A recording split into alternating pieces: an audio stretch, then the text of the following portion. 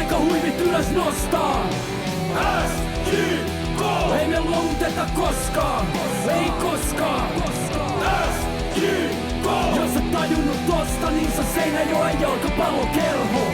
SJK! Ja muita joo, eikä tuu, se on meidän kerho. Moi, I'm Mark. And I'm Jules, and this is the Seinäjoki Football Supporters Podcast, bringing you news, reviews and interviews from SJK Seinäjoki. Yeah, but we're doing it in English for an international fan base. So, Jules, you've got a guest lined up this week. Yeah. Who's joining us for this episode? Well, I'm really happy because actually it's someone older than me. But unfortunately, they're not only older, they're wiser.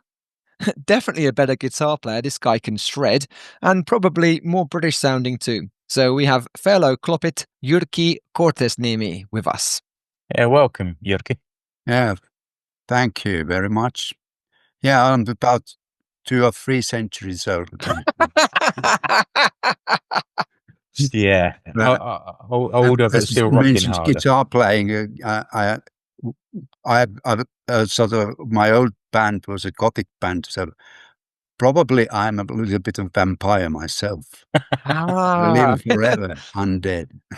I see it used to be a Gothic. Oh, wow. It's a post-punk band, 𝐒𝐴𝐚𝐥 𝐏. That was my old band, which we gig regularly, or irregularly rather.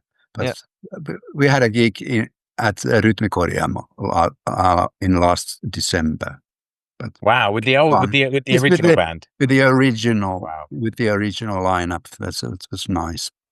Well, seeing as we've gone straight in with the music, then tell the listener about your other band that you've got. Yes, I've got another band which is Social Porn, and that's more. It's not Gothic, probably a bit post-punk, but it's rather alternative rock. That's how I describe it. But we operate in the margins of margin. It's a bit like this podcast. That sounds perfect. It sounds perfect. Yeah. And for the listener, let's paint pictures with words. If you can imagine, like Right Said Fred, but with really loud guitars, shredding away. No, it's visually better than that. Visually, Jules. Well, the Jyrki looks a bit like he's got no hair. Is that what you're saying? And his brother. Yeah, okay. Right Said Fred.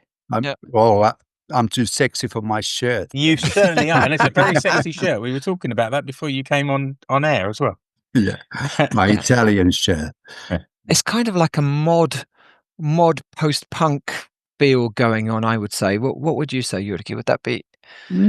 Yeah. So it's up to everyone who wants to categorize us. Yeah. I don't mind. I've only seen you once, unfortunately, but you did the Stooges. Now I Want to Be Your Dog. So that's even pre-punk, isn't it? So I mean, it's like, yeah. So yeah.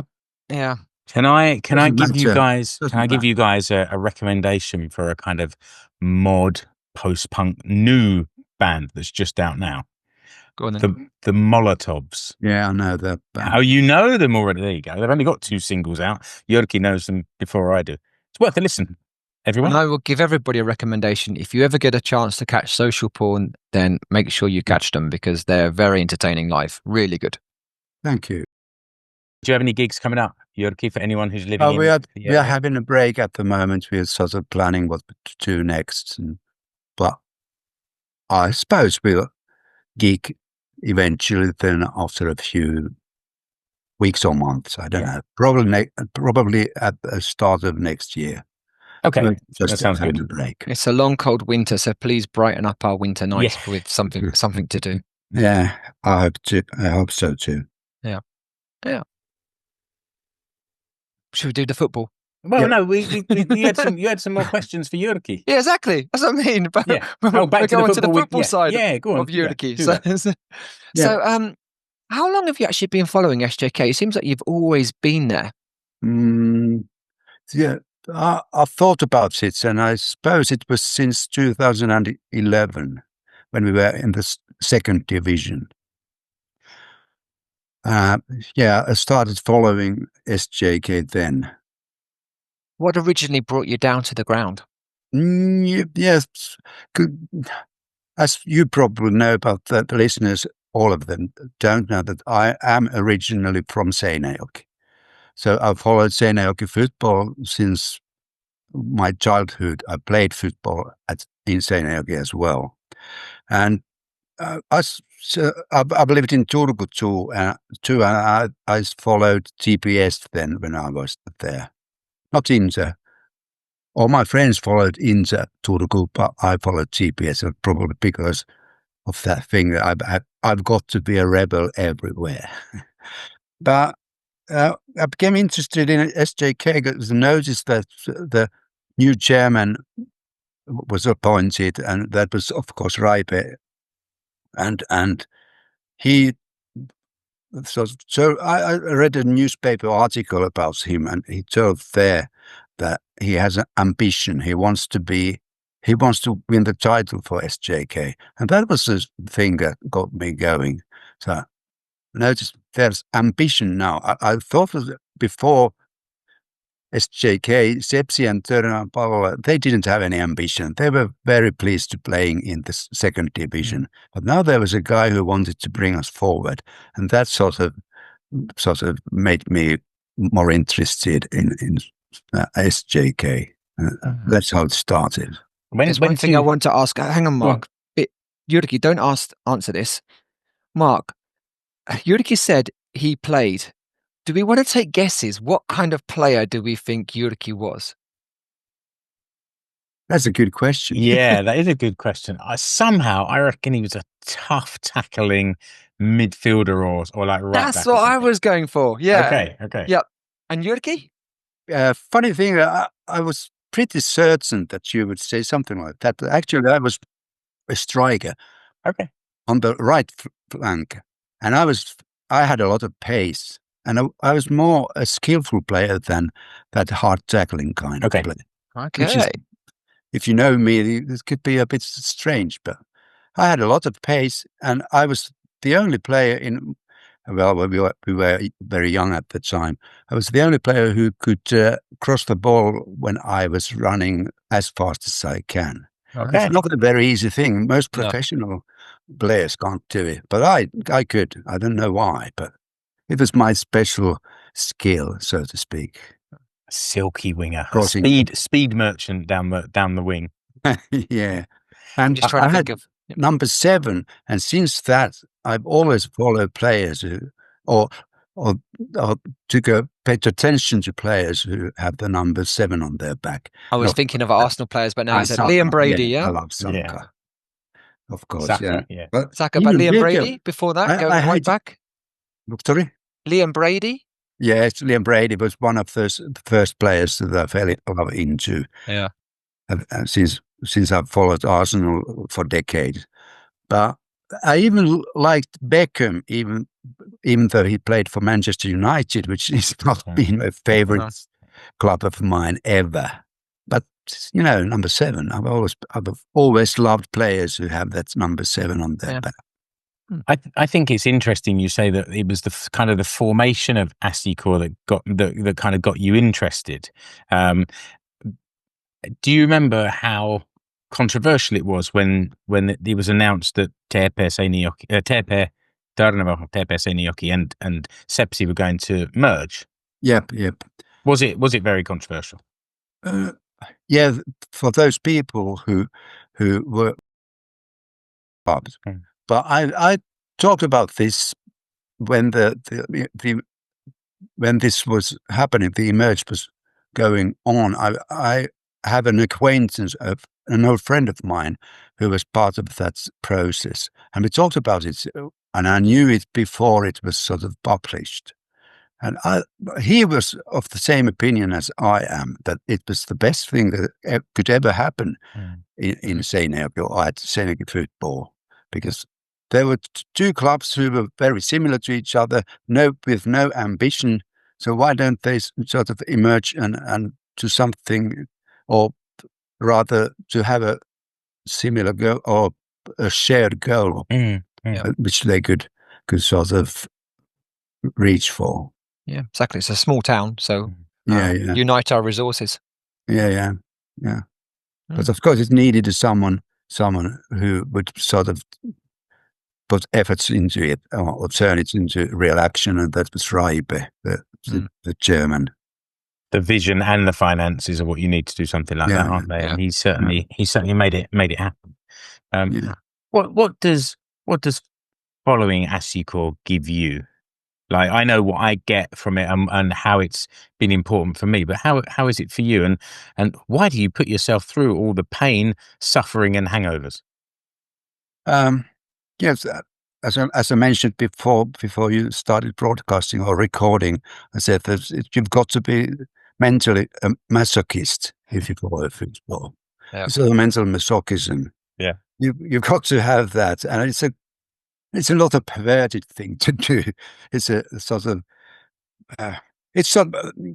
So I don't remember who it was, but it said something about what football is. It's from one failure to another, from one losing to another, and then there are occasional stinches of happiness in the middle. Yeah. And that's probably, that sums up what it is to be a football fan. And it's the same thing with SJK or all clubs that I follow. There are many people who say that there should be only one club. You can have lots of wives and girlfriends, but only one club. But I suppose I'm like a sailor. I have very many football clubs that I follow. It's not only Arsenal or SJK, it's AS Roma and even Bayern München and Union Berlin from Germany. I'm so happy you went on to list football clubs there rather than women in different towns. I could have got awkward. Yeah. I remember. So it's to sum it up or to put it in a nutshell, it's to follow SJK. It's an emotional thing. When I'm watching a match, I'm very emotional, like many fans are. But then after the match, after an hour of the match, I'm very logical and I sort of want to think about the strategies and tactics. It's a strange combination of emotional being and strategist. That's what I am, and that's how I see supporting SJK. And it's been a very, very interesting because we've had so many different kinds of head coaches. They have had their own different philosophies, and I'm very interested in that side of football as well. Can you park it after we've lost? How long does it take for you to recover? About 1 hour. Right. Okay. So it calms me down. Yeah. How about you, Mark? I don't know. I think I've spent most of my life supporting rubbish football teams, so I'm playing for some rubbish football teams at different times. I mean, I don't take it too much to heart. I think if something's gone, a defeat is part of the game. If you feel sort of cheated, then maybe I'll feel more angry. Yeah. But no, I'm you know me. I'm quite sort of chilled out about these things. Quite philosophical. There's always another game coming. I care about it. I want us to win, but again, we were saying earlier that most football fans spend all their life supporting teams that never win anything. Yeah. Moving on, I can remember on an away trip, then there was the usual crowd and we're all tucking into our beers. But there's Jyrki. I turned round and he's got the tray down on the coach, that you have in front of you. And there's like some lemon, gin, and he's mixing in Schweppes or something like that. So he's making fresh gin and tonics with fresh lemon, and it's really first class. So how come you became more British than Mark and I? I don't know if I'm more British than you lot, but I started. Well, it started with when I was in the third grade. We started learning English. It probably started there, but then I thought about it. I think that I've been into English language even before that when I watched TV. Okay. It started there, but what were the TV series that started for you? The kickstart was because I've got cousins, my favorite cousins who were very much into music. They played music and they had lots of records. And they let me listen to them. They showed how to work or operate the record player. And I suppose that was the sort of the kickstart of the finals that pushed me into England, or the environment of England and London. And so music, then of course it was football. They showed football, the English league on TV in Finland, and that was very important. Then literature, but the English language has been a hobby of mine for decades, and it still is. I try to learn a new word or something about the English language every day. Wow. So I know a little bit of England and London. And it's always been the London. Of course, I'm more, or I like all kinds of things from Britain. So it's not only London, but for some reason, London has been always been the place which I've loved the most. And as the saying goes, if you're tired of London, you're tired of life. So definitely London calling. Through that. Yeah. All right. Well, I think, listener, hopefully now you've got a bit more of an idea of who Jyrki is. He's going to be staying with us through the whole show. So we'll get his words of wisdom on most of the things we're talking about, I think. But Jules, should we do a few shout outs? Yeah, do you want to lead the way? Yeah, it seems to be that you've been the social one here. Well, I think, yeah, a little bit. I saw Timo Force, and Timo is one of the kind of original 𝐒𝐴 supporters, maybe Kloppi members. Certainly has been there as long as I can remember. And I bumped into him. There was this free arts event, this 𝐒𝐴𝐚𝐥 𝐏 event in Seinäjoki, and I haven't seen Timo for years. And we had a chat.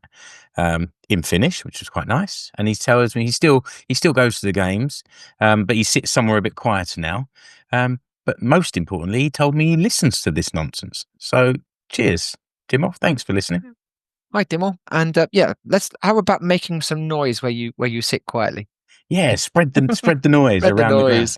Doesn't have to be all the game, but just now and again. And yeah, tell us about Jake's stepdad, Derek. You can tell us more. Well, yeah. So after the last episode, Jake, who used to be a regular Kloppi member, said that he'd sent this. It was the episode we recorded with Martin, and he'd sent this to his dad his stepdad, Derek. Hi, Derek, because he was coming over to watch the HJK game we had, and he sent in this interview with Martin, and then while they were travelling up here, they bumped into Martin at the railway station, which is quite something. And the podcast had already started making its connections. But Jake sent in this so that he could learn something, apparently, which was ridiculous. You won't learn anything listening to this. But he met up with us at the game, joined in the singing, and had a great time. And then after the game, he messaged that he'd had a great evening. My first game outside the UK. Thanks everyone for making me feel welcome, which I think is it's important. It's good that this is doing the work of helping people connect to the club, and then when they come here, they can meet people and just feel like they're welcome. We'll spread our fan base one person at a time. Yeah, exactly. It might be his only game he comes to. We need to sort of spread that fan base among people living around Seinäjoki as well. Yeah, but that's okay. We've got more SJK fans in England now, so just keep spreading and spreading and spreading, and yeah. And the final person I just wanted to give a shout out to is Oskari, who's our Capo. I'm saluting. Yeah. leading the singing and everything at the games. And all I'm going to say is that Oskar is a lot younger than us, but he's got this kind of leadership position among the fans, and he showed some real quality leadership last week. A couple of messages to the Kloppi members that I thought were were first class. And I sent him, I've sent him a message and told him this anyway. And we know we had a little bit backwards and forwards, and it was great. But Oskari, keep it going, mate. It's exactly. really 100% there. And there's a reason why, just because you got a microphone doesn't mean that people follow you. It's the other substance behind it. And yeah, follow Oskari. If you saw the listening figures for this podcast, you'd know how true that was, Jules. All right, you listed some news. Let's have a little bit of ASICOR news. Okay, so this kind of SJK have activated the following options. So these are players that will. Okay, they have a contract with us until 2026. Doesn't mean that they're definitely playing with us, but if they're not, then we're going to get some money, generally. So we have activated the options on Babakar Fati, Lauri Laine, Roope Painio, Jere Streng, Oskari Weista, and friend of the show, Salam Yustif. So that means that they've got this 1-year extension to the end of the 2026 season. Yeah. Jyrki, what did you think about this? That's good news. I think I expected that some of the players wouldn't extend their agreement or their agreements or was about contracts rather. Extend their contracts, but it's good that they got those because those players are very promising, young, and they probably could be sold with a good price. And as we all know, SJK needs a lot of money. Otherwise, we can't operate. Every football club needs a lot of money. No, I think I agree with you, Jules, that I don't expect all of those to be here at the end of next season. But I wonder if the club has the option, then the player has to accept it. Like, we've got the option to extend, and it's a case of like retaining their resale value or increasing their resale value, because at the end of this season they could leave for nothing, but if they got a year's contract, then there's some kind of fee involved in that. Yeah, and I think that all of them are some of them. Okay, well, Lauri Laine hasn't been playing so much, and that's just the only one that's not normally in the first 11. But then, that they can easily be in the first 11 at the start of next season, all very good squad players to have. So there's definitely a place for all of them here. It's good that we get to share our opinions on these contract extensions, because the head coach, Stevie Grieve, wasn't given the option to make a comment. What do you mean? Was it didn't? No comments from the coach on any of the press release or anything. Okay. I'm sure. Do you know if he wanted to? I suspect he probably did, and I'm sure that he's very happy with all of these players to be re-signed. It's part of the business model, isn't it? Like we just said about securing the players that we need. But there was a lot of talk in that press release about change and a new era, and I think. I mean, we all expect players to leave at the end of this season. There's some that are out of contract that surely will go overseas, hopefully to bigger and better things. But also, I think that new era includes a lot of the players we've signed during this season who have come into the squad, but haven't been sort of in the starting team. Let's say that. It gives me a bit of confidence that actually we're already preparing the first team for next year, and the next wave will come through into the team. Same thing we did last season as well. Well, you remember January when we were wondering how are we going to do without 3 of our main players, Tikkanen, Pyry Hanala, and Moreno. So. Yeah, this season, I suppose this season, one of the problems with our team has been that we haven't had strong enough bench. Okay, there are some players who when they are substituted or they come to the pitch, they boost our playing up, but not all of them. Some that's been a bit of a problem. I know that Stevie Grieve wants to sort of substitute the child players and bring some new sort of energy into the pitch, but it hasn't worked out very well in all occasions. Yesterday it did all right, but not in all the matches. I think for some matches it has been sort of the substitutions have disrupted the rhythm of the game, which is a bit sad. But I know that it's a very thin line between playing players who are too tired or players who are really full of energy. Yeah. And we don't see that, do we? We don't see when their monitors that they're all kind of, got tucked inside their bras, are saying that they're hitting this red line and they need to be sort of replaced. Yeah. I think what has been noticeable though this summer is that we've mostly strengthened our squad. In previous seasons, we've lost players, and we talked about it before as well, Jules, about the fitness of the team. Like the fitness has been so much better this year. We're still going, we're scoring late goals. We're conceding some as well. Yeah, we've moved into the right direction. Definitely. But yesterday it worked out very well because the substitutions boosted us up. But then again, it's Stevie Greaves' philosophy to play attacking football, and sometimes it costs us because of poor defending. And even though I love attacking football, but then again, I'm a little bit sort of I want to have the right balance between the defense and attacking.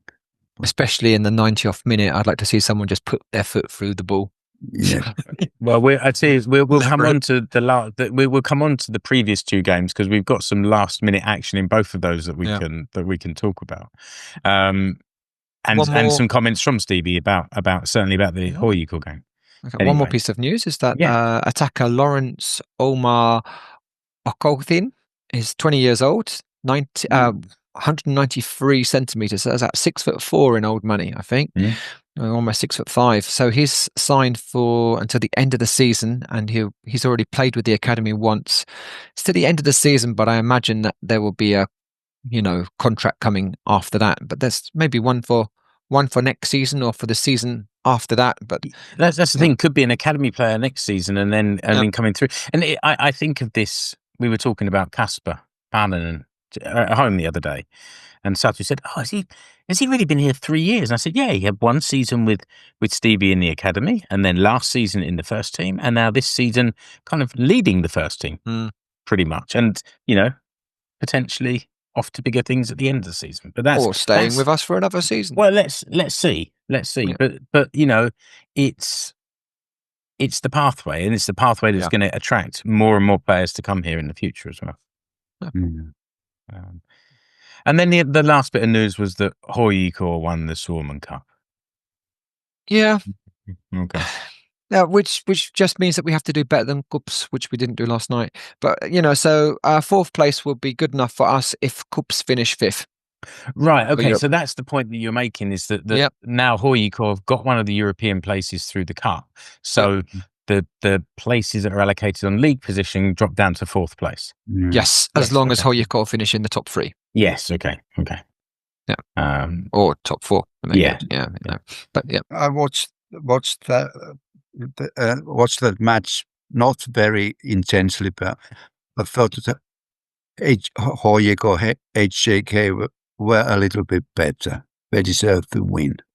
I have to say. I didn't see all of the game yesterday. So can you tell me, you two, which team is better, HJK or KuPS? I think KuPS have played better against us in what I've seen of them. Yeah, that's true. Yesterday, they just didn't let us settle. They forced us to make mistakes, and we volunteered some, and so did they as well. I think it's a mutual thing. We caused problems for them as well. I think they're a more difficult team to play against. It's got more. Bit of a problem that we will get caught on the break. So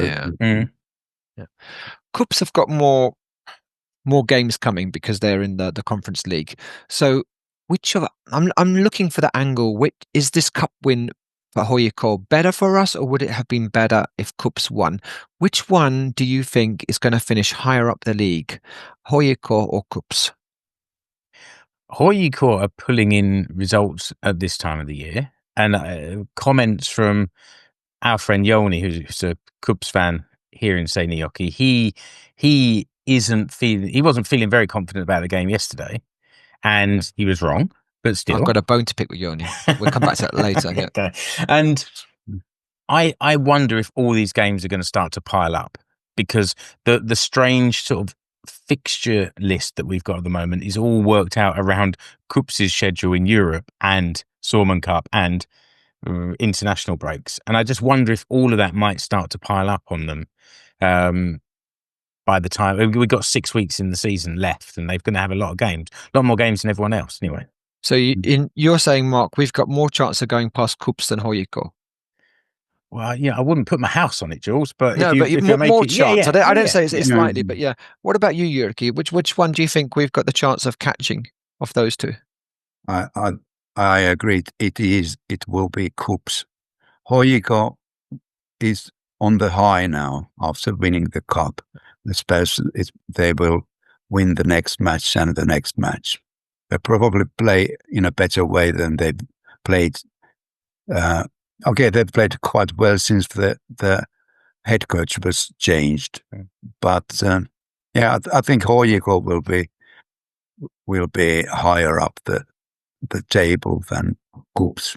So maybe this cup result was good for us. Yeah, maybe. Yeah. I agree. I completely agree. And then the only way KuPS can get into Europe is if they, win the Europa Conference League. Let's see. If they did that, if they win it, I suppose they'd get a place in the Europa League. So they'd finish that in middle of May, and they'd be back in the Europa League about 3 weeks later, probably. All right, let's look at the last couple of results then. So we talked around this already. Saturday, 13th of September, HJK 3, HJK 3. What a game that was! That was just everyone is just saying before, after. That is worth your entrance money. It is worth your season ticket. That is. It was just like a brilliant game of football. So it had all the chaos of 𝐒𝐴𝐴 5, Lahti 5 from last year, didn't it? Same sort of drama. It would have been a perfect match if I had been, or if I was a neutral fan or neutral watcher. But for me, it was a heart attack match. So many of them are heart attack matches. We started playing well, and I thought, now we've got it. And then we conceded. Yeah. It's very hard to say, but yeah, we were chasing the game right from the start. That they had a penalty in the 5th minute when it was down the other end, so we didn't see it. But Fatty, it was against Fatty, and then Pukki. Yeah, I mean, he made a tackle, didn't he? And it's still, from all the angles of the replays, I can't see if he got the ball. But he definitely got some of the man as well. It's difficult to see who kicked the ball, but he definitely got some of the man. You can see it's understandable. The ref gave it. I thought that HJK were there for the taking, and they weren't. That's disappointing. I thought that we would win by 4-2 or something like that. Didn't. Because we kept coming back into this game. So, in the 15th minute, they weren't ahead for long, and HJK, the ball bounces around their penalty area, and then Kasper, friend of the show, Parnanen, was there to slot home from about 6 yards out. 6. It was 1 yard. If it was, was it? Okay. Yeah, it was because Valentin Gask had a shot, and it was blocked on the line, and it just sort of plopped up in the air, and Kasper was there to sort of poke it home almost under the crossbar. Yeah. But anyway, got to be in the right place, haven't you? Yeah. But even that didn't last long. In the 24th minute, then HJK had another counter attack, as Jyrki just mentioned, that we seem to be conceding a lot from counter attacks, and Arsenal did well to muscle ring off the ball, but he didn't realise that Pukki was right behind him. Well, he kind of stumbled. If you look at it, he sort of lost his footing, and Pukki was there. And, that's two very experienced in the Finland internationals or former internationals, and Marcus Arcelor was on his own. So it looked like a big mistake, but I think it was more of a slip than deliberate or his actions. But there has been a lot of talk or discussion that the modern football is moving into that direction from domination football to counter-attacking football again. They also back to Route 1. Yeah. Those are the fads or fashions that change every now and then. Yeah, it's true. It's quite interesting, isn't it? I don't think it's quite Route 1, Jules. There was a very sort of specific way that Wimbledon played back in the day, but it's more about longer balls over the top of the defence. It's cutting out. Sorry, not Route 1, but it is like to cut out the press. Is going over the press rather than through it. So that kind of and strong, big, strong. The centre forwards are coming into fashion as well. Yes. Even Arsenal has got one now. Gyökeres, who's a big fella. It took your time to get him. to get a centre forward. It's like it's been crying out for years, and now you've got one. I think Arsenal are looking good challengers. There are rumours that he wasn't the player that Arteta wanted. I don't know. Okay. In the 36th minute, we'll go back to this game though. Their goalkeeper Ricardo gave the ball away to Rasse for another show, who found Kasper, crossed it. I think it was Gask, and then the ball bounced around a bit and found Rasse, who scored his 8th goal of the season so far. So Rasse's going very well this season. Yeah, this was a almost a long range one compared to Kasper's, because this was from about 2 meters out, and again the ball sort of plopped up in the air and sort of just dropped down, and it almost from where we were happened in slow motion. You could just see Rasse coming in and just knocking it home. It was probably the easiest goal that Rasse has ever scored. Yeah, no one else reacted, but Rasse he reacted and he got a very easy goal. Yeah. So we went in 2-2 at half time, but that wasn't before 𝐒𝐴𝐼K actually had a penalty disallowed. Oh, sorry, a goal disallowed. And it was Pukki. It would have been his hat trick. But one of their forwards was offside when the shot was made and in the way of Roope Paunia. And ducked out the way. Yeah, he did duck out the way and probably obscured the view. And Roope got a really weak hand to it, so I'm hoping that was because that he was unsighted and saw it late, because we know he's better than that. So luckily it didn't count. But and we still had very another entertaining. chance. Very entertaining half of football. And it wasn't even over then. There's Strain was very close to scoring with a header just before half time, but it was 2-2, goal disallowed, chances both ends. It's a brilliant, entertaining half of football. Yeah, it was, and it sort of the score stayed like that, didn't it? And for most of the second half, and then it got lively again right at the end. Yeah, there was another penalty, so that's 2 for 𝐒𝐼K, and the ball was shot at Kasper's hand, so it was handball. But it's stupid rule, because Kasper can't do anything about it, and you take a chance that is like a 25% chance and it becomes a 75% chance. Penalties are rated at the expected XG, expected goals for a penalty is 75%. So you're taking something that's like, say, a 25% chance, and immediately you go up to a 75% for something that somebody hasn't actually done anything wrong. It's a stupid rule, but it is the rule. That was 84 minutes, and but we didn't stop. And this is something that I was sort of referring to earlier. We've got the energy now to keep going and keep going. And there was in the 90th minute this weird situation there. Ricardo, their goalkeeper, had the ball at his feet outside his box and just sort of switched off. And was it Jere String that made the sliding tackle? Like ran from behind his shoulder, really clean sliding tackle, and the ball fell to Ola Tessalimi. it wasn't an open goal. There were quite a few defenders between him and the goal, but he kind of hooked it, didn't he? Really didn't make a clean connection. And, It's one of those you got to shoot the first time as soon as you get it, and you're so far out that some of them go on target and some of them don't, and it's understandable that it didn't hit the target. But so I think that he could have had or could have taken more time to.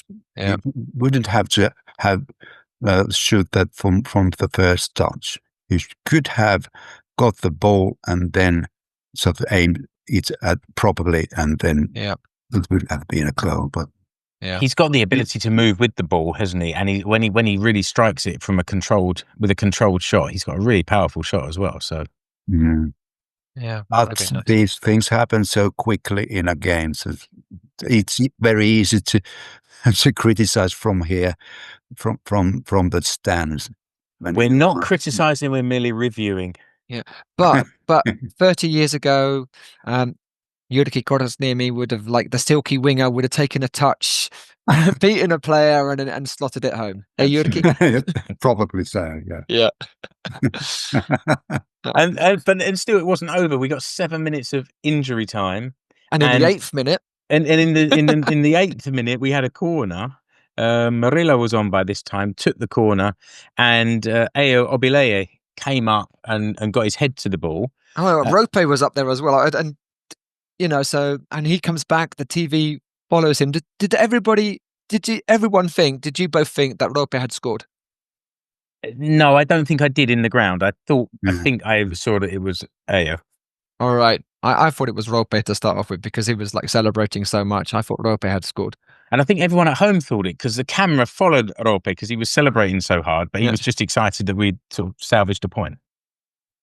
Yeah, I was going on a new chant. Rope teke malia, shalalala, Rope teke malia. But yeah, and that was literally the last touch of the game as well.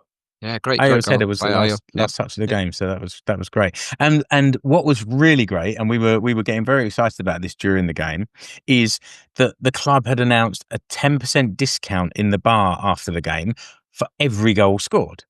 And I actually thought this was every goal that 𝐒𝐴𝐈 scored until there was an announcement at 2-2 that meant it was 40% off, and then I was quite cheering every goal. No, that's not true. I certainly wasn't cheering their third.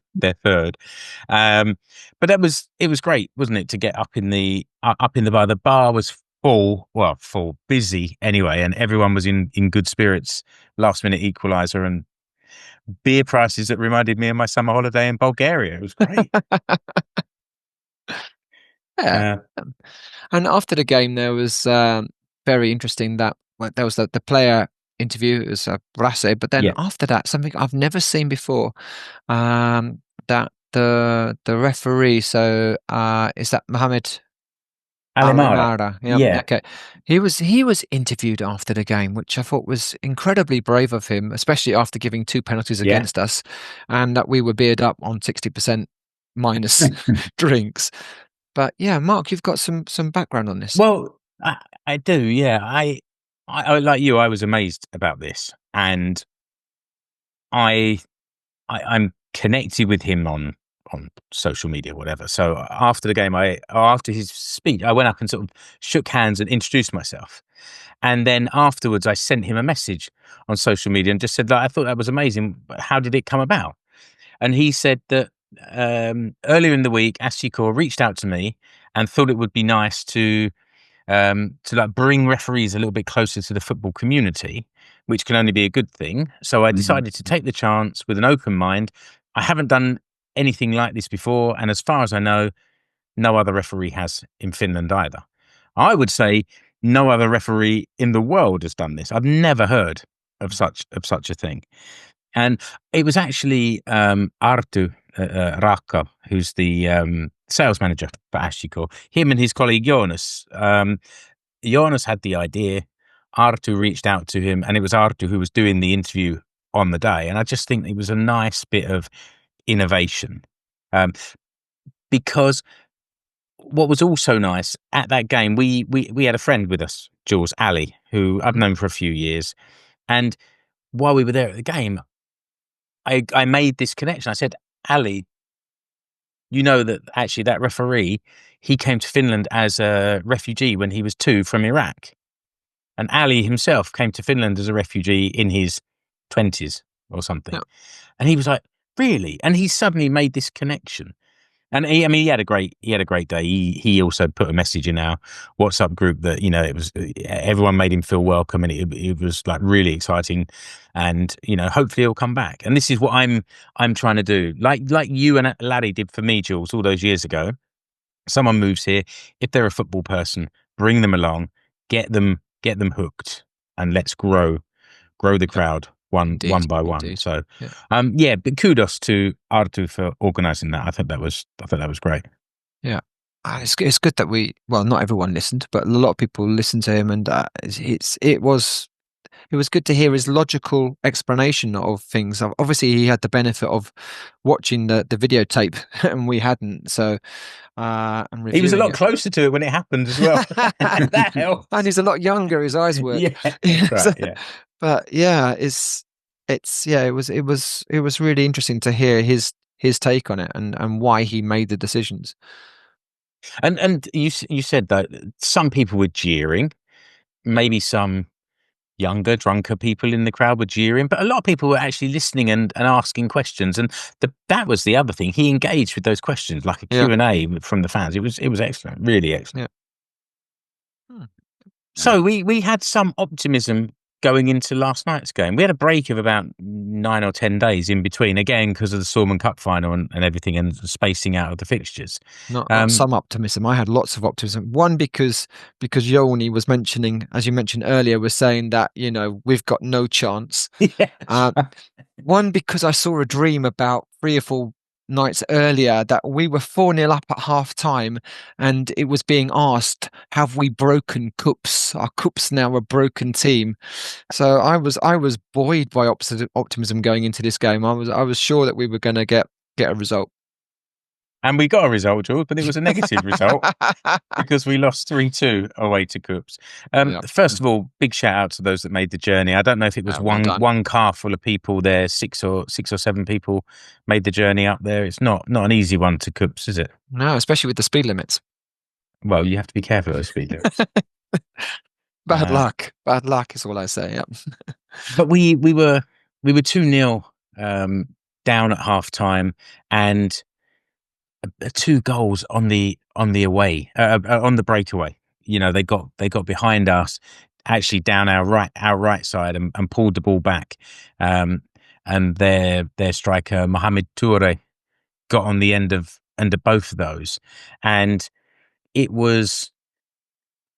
Well, we sort of touched on it a little bit before, didn't we? Like they made it really hard. It was a real battle of a game. KuPS were strong, but I think we were a bit wobbly in defence, and all 3 of their goals could have been defended better. They will say their goals that they conceded could have been defended better. I think all 5 goals, you know, the defences won't be happy. And actually, the statement that Stevie made in the review of it, he's not happy either with many different aspects of the game.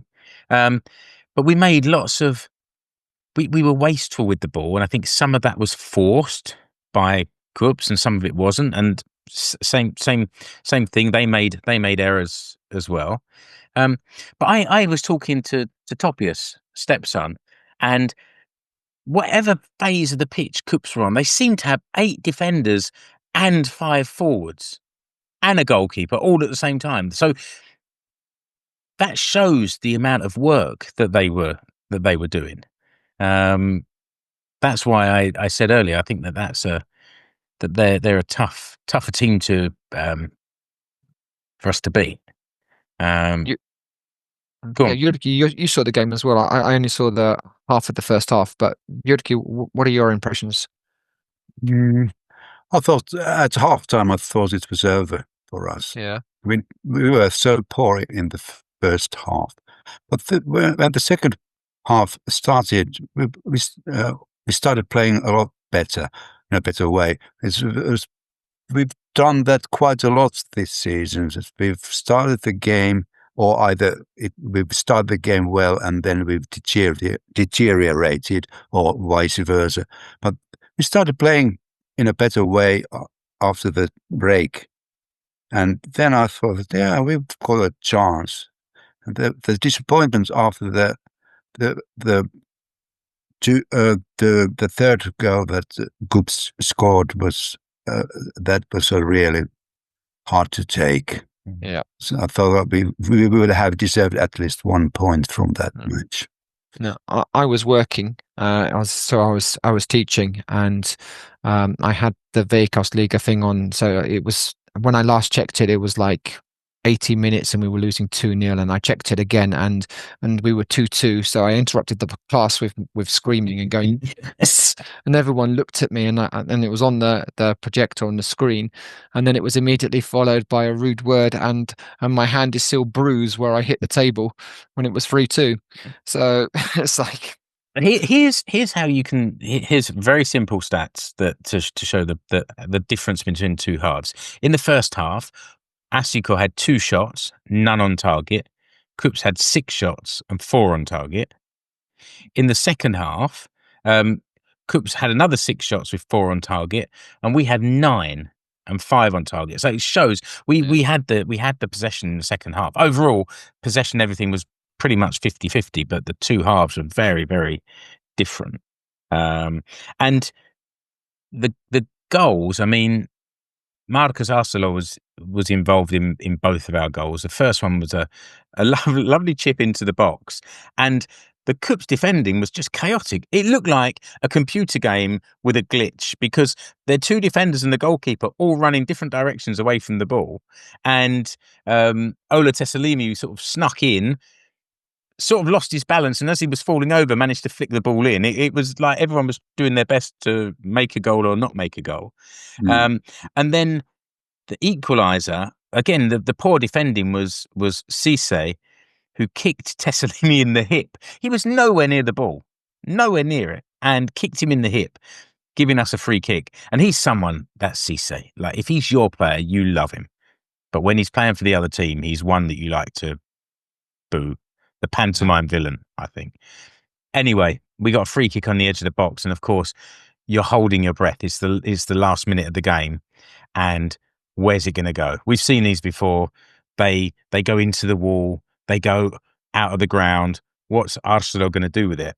And he curled it beautifully. It actually went through the wall. Again, the defence won't be happy with that, but through the wall into the top left-hand corner as he's looking at it.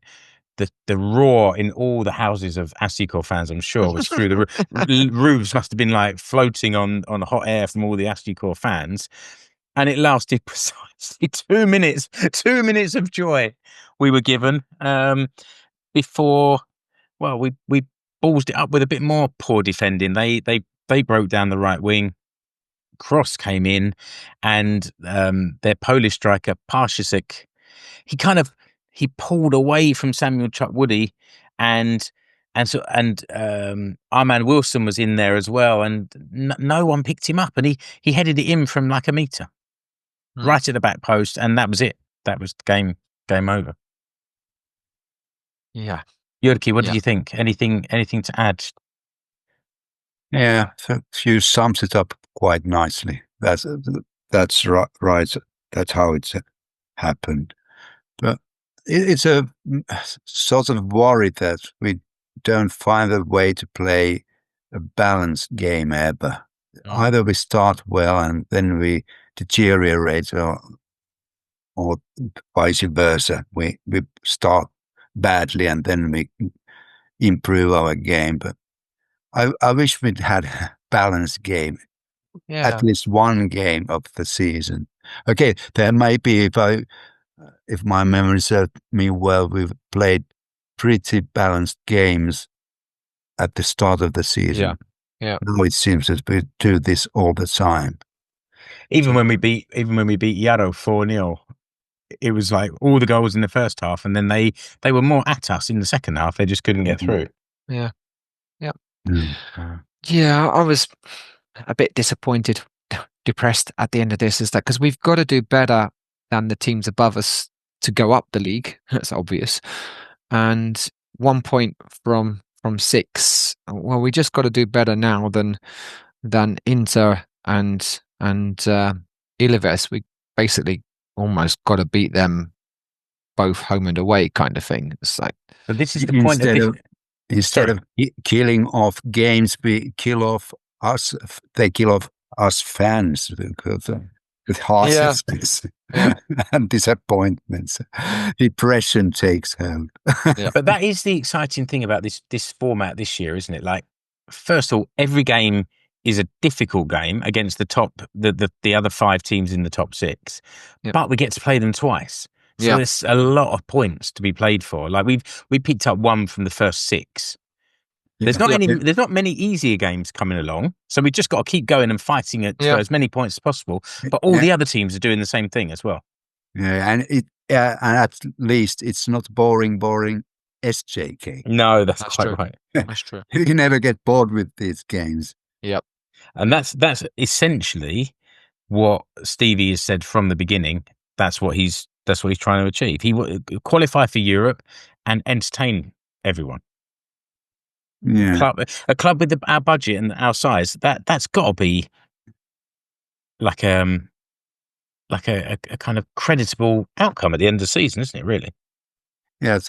I would love, or I would like to have a little bit less chaos football and a little bit more good defending.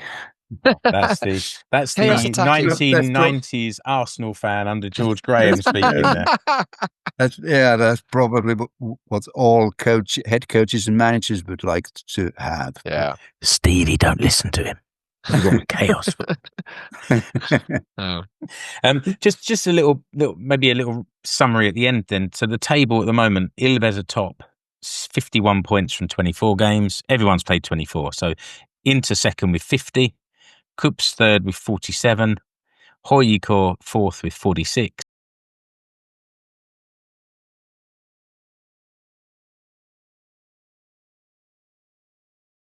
We've said about Gunistan that they're potentially going to cause trouble for the other 5 teams. They haven't so far. They haven't so far. They've lost their first 2 games of this Mestaruussarja, so we'll see. We'll see what happens. We're playing them. Not next. Actually, we've got Inter next, haven't we? Well, that brings us on. Jules, take us through. The next we got games. the next 2 games are home games. We've got Inter at home this Saturday, 5:00. So let's hope for as much entertainment as we had against HJK, but maybe the same amount of goals for us and less for Inter than HJK got. So 3-1, 3-2. Saturday 27th, 5:00 kickoff, and I'll be reaching out and trying to encourage new and newish fans to come along to the game with us. Yep. And then after that, there's the Saturday is the 4th of October, SJK Ilves. So that will be a good game with, I imagine, quite a lot of Tampere fans coming up as well. You'd hope so, wouldn't you? That's also at 5:00 on a Saturday. So you'd hope that they'd make the journey for that one. And we need to win both those games, really, if we want to go up the table.